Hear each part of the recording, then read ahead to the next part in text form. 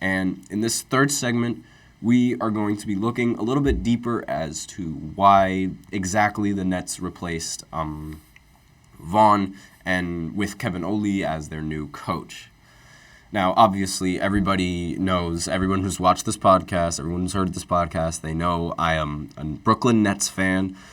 So this is going to be a little bit difficult because the reasoning why I think that he was replaced is infuriating to me. And you guys will very quickly see why. So just a quick update on, for those of you who haven't been tuning in recently, Vaughn he was fired from the Brooklyn Nets over the All-Star break. His last game that he played was that 136-86 game against Boston in the Boston Celtics arena. And obviously when you lose by 50 points, that doesn't look good on your resume, and that's usually enough to get a coach fired, especially when the team doesn't really look like it's going it's going in a good direction, if that makes sense. So with that in mind, that's part of why I think that they replaced Vaughn. But why replace him mid-season? If the season is already lost, why bother to replace him mid-season to try to salvage the season, as opposed to just keeping him and waiting until the offseason to get a new coach? Why was this done? Well, last night there was some new news being revealed saying how Mikal Bridges, there were sources that claimed that Mikal Bridges and Spencer Dinwiddie were reportedly not thrilled with Vaughn's decision to center his game plan around, guess who? Ben Simmons. Obviously, all of you know my deep opinions for Ben Simmons and what I think about him on the Brooklyn Nets roster and the Brooklyn Nets rotation. Crucial PG in the chat. You love Ben. Yeah, he just great sarcasm. Thank you so much, Crucial. No, I don't. But regardless, let's go ahead and get into this. So Mikal Bridges obviously received in a trade, was expected to be sort of the face of the Brooklyn Nets after the post the KD era in Brooklyn. He was expected to be him and Spencer Dinwiddie at the time, and in a lot of Brooklyn fans' mind, Cam Thomas, they were going to be the driving force and the catalyst of this of the team, and they were going to be the ones that were going to be the number one options. And that's sort of that's definitely what Mikal Bridges thought going into the Brooklyn Nets, given how the minute he was trading, he started averaging 28 points per game and just completely skyrocketed in terms of efficiency and in terms of, production, that's what I meant to say, and while still maintaining the same level of efficiency. So obviously, when a player is averaging 28 points per game on good efficiency, in your mind, it's face of the franchise. So naturally, it was only natural that Mikal Bridges would think that as well, or Spencer. If considering how Spencer has had the most history with Brooklyn, and he's been at the time he was the longest player that played with Brooklyn, even though he was traded for a little bit and had some time with the Mavs, but traded him right back.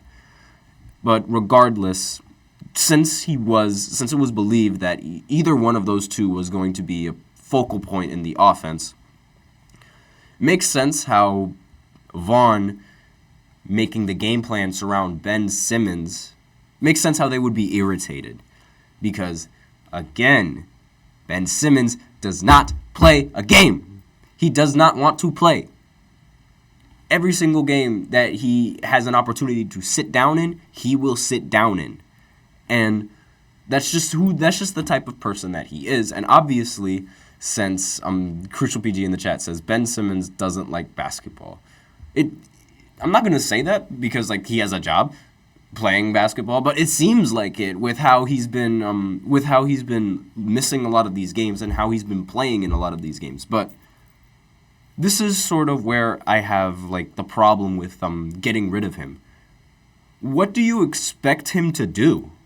What do you expect Vaughn to do when you have a player like Ben Simmons? What you can't run an offense around him when he is not the main ball handler on the team.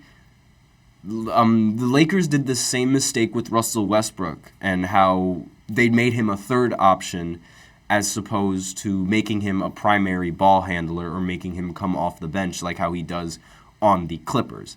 Now, obviously, I still think Russell Westbrook played bad and was horrible for the Lakers, and regardless, like, he was just terrible and shouldn't have been playing for the Lakers. But regardless of my opinions on Russ and my opinions on that, but he wasn't used to the best of his ability, and that's one thing that I will stand by when I'm talking about Westbrook and when I'm criticizing him. He was not used on the Lakers. He wasn't used to the best of his ability with Darvin Ham and his substitutions. They were messing him up, but again, Russ wasn't playing well either. But I digress on that.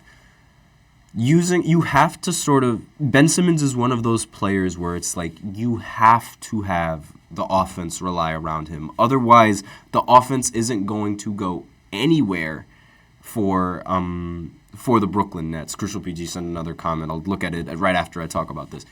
Ben Simmons needs the ball. He doesn't like shooting the ball. Therefore, he needs to have the ball in his hands in order to do something with it. Because in the league that we're in now, everybody creates space. Everybody stands still, and they let their ball handlers operate. So if Ben Simmons let goes of the ball and he can't shoot, where is he supposed to stand? In the paint? When there's a center already there? Look how well that worked with Joel Embiid. And in the playoffs when they lost against the Atlanta Hawks because Ben Simmons wasn't the main focal point on the offense. It was Joel Embiid. Because Ben Simmons continually gave up the ball and just let Joel Embiid do his thing. He was just standing in one spot. He wasn't providing anything for the team other than a bigger problem in the paint. He wasn't doing anything. So with that in mind, and when you have a player like that can't provide shooting the ball, he needs to provide in every other asset, meaning playmaking, dunking, like creating the shots. And hypothetically, it is a good concept, like when it's put into, but it's just when it's put into practice where it's a problem. Because think about it, having someone like Ben being so versatile with the way he is, and having him run the offense with no center in the paint, it's arguably the best move for everyone because since he can't shoot, the defensive attention around him, because there is a lot of help defense, since he's so good at driving to the basket, the defense is going to be forced to help. He demands a double team 9 out of 10 times, well, used to at least, and that would leave a bunch of open shooters, which allowed him to kick out and have an option. So instead of taking the layup, he could pass it out and give it to one of his teammates to take the three. And this was sort of like what Philly was trying to do and trying to build the offense around him to fit that play style. Because I mentioned before, like previously, 9 out of 10 times he would draw a double. He doesn't do that now because now teams have figured out that he doesn't even want to shoot. And that's the main problem with him. He doesn't want to shoot. And you can't have an efficient offense when one of your players just doesn't want to shoot and he's just standing there. You just can't. It won't work. And he has to have the ball. He has to have the confidence to do things with the ball. If he doesn't have that, the offense isn't going anywhere. So Vaughn, in a sense, he had no choice. Like, there was no option. Ben Simmons had to be the first option, and he had to be, like, the main focal point as to why they got their open looks. Even though Mikal Bridges is obviously a much better option, that's what you have to do. You have to adapt to Ben Simmons. And obviously a lot of these players aren't going to want to adapt to a diva like Ben Simmons. And I'll just acknowledge what Crucial PG said in the chat about Russell Westbrook. Awful fit for the Lakers and played bad with them. Still is somehow more useful than Ben Simmons off the ball.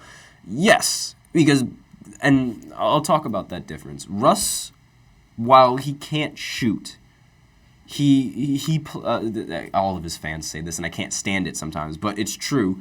He plays hard. He plays every single minute of the game like it matters. Now, his decision-making might end up them losing the game, but he still tries to play the game the best. And one thing that I know about Russ is that he's never afraid to take a shot. And it doesn't matter how bad the shot is. He's never afraid to take it. And you would rather have a player on your team that is not afraid to take shots, whether they're good or bad, as opposed to someone who is afraid to take any kind of shot.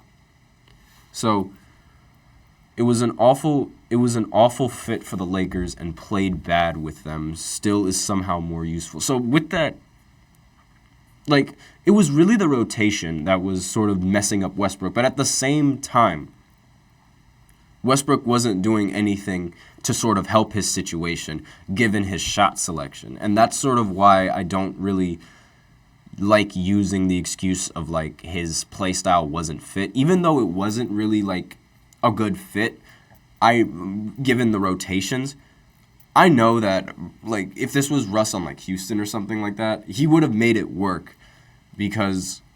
And, like, he would have been able to find something on the offense and been able to be, like, at least a little bit efficient shooting the ball. I don't know why. I just have that feeling. I don't know why. But, and another comment that Crucial PG said, he plays hard, he'll crash the boards, and he'll shoot it, so at least they got to step up a little. I understand, like, but at the same time, it's Russell Westbrook. He can't shoot. So how much are they really stepping up? I mean... If he knocks it down, then yeah, if he knocks it down. And obviously you would rather want that on your team than someone like Ben Simmons who won't knock it down no matter what. So, but again, like that's sort of the reason why I believe that Vaughn was, because we do have to focus on Vaughn, why he was sort of removed from, or like cut from the team, not really cut from the team, but fired and replaced, because there was tension between their best player. Now, obviously, Spencer Dinwiddie's not on the team, so I'm not really focused much on Spencer. But when your best player is not thrilled by a decision made by the coach, chances are that there needs to be a change. Especially since the Nets don't have anything going for them, they need to make sure that they can at least keep their good players, happy, so that way they can re-sign their good players when their contracts expire and their good players don't request a trade. So with that in mind, Vaughn was stuck between a rock and a hard place with this because, again, Ben Simmons, he's very, very one-sided, and it's a lot more difficult to keep all of your players happy while at the same time have someone as Ben Simmons, because one of the differences, like another key difference from Ben Simmons and Russell Westbrook is, like, I mean, I sort of touched upon it, but it's his mentality.